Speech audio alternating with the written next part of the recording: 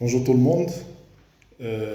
Aujourd'hui, je voudrais qu'on s'entretienne un peu sur ce thème important, l'industrie, qu'est la maintenance industrielle.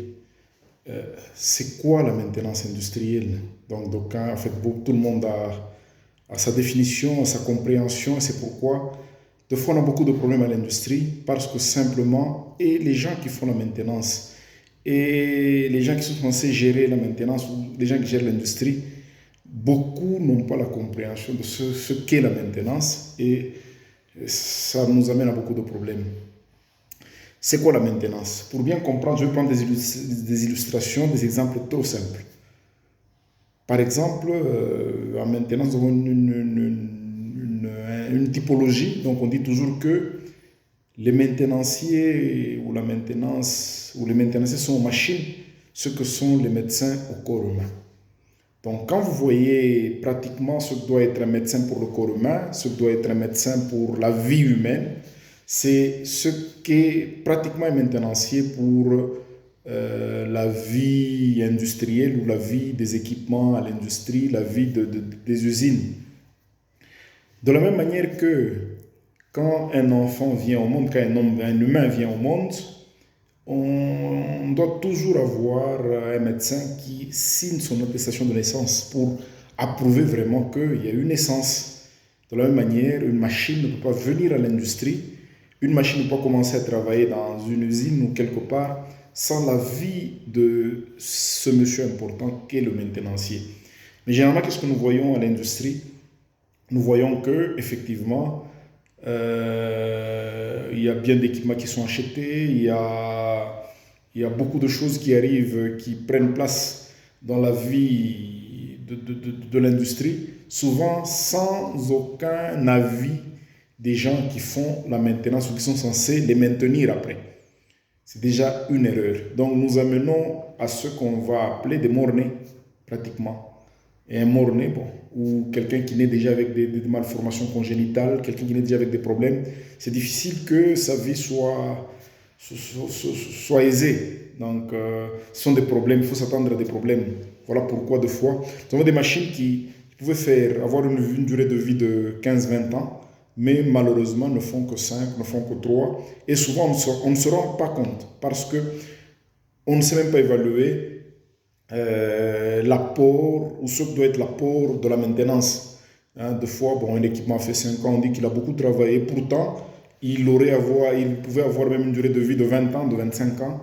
Mais après 5 ans, de fois, on le perd prématurément sans s'en rendre compte. Et du coup, c'est de l'argent que les entreprises, que les organisations sont en train de perdre. On peut le voir partout où nous sommes. Ça peut être des groupes électrogènes, ça peut être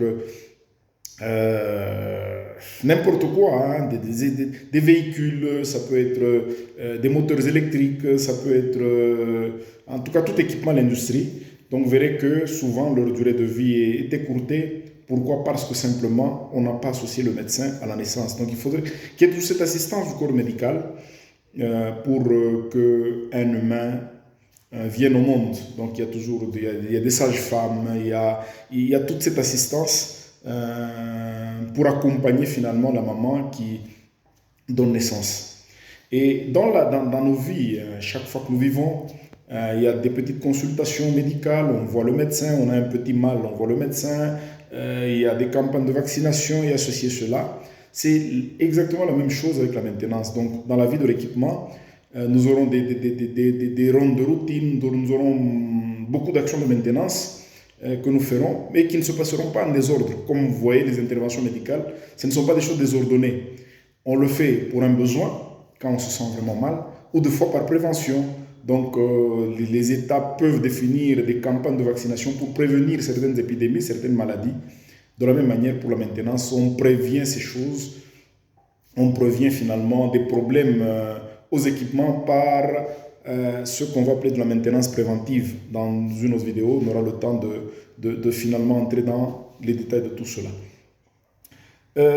Et à la mort de l'équipement, pour qu'on puisse considérer qu'un humain est décédé, il faut que le médecin signe son attestation de décès.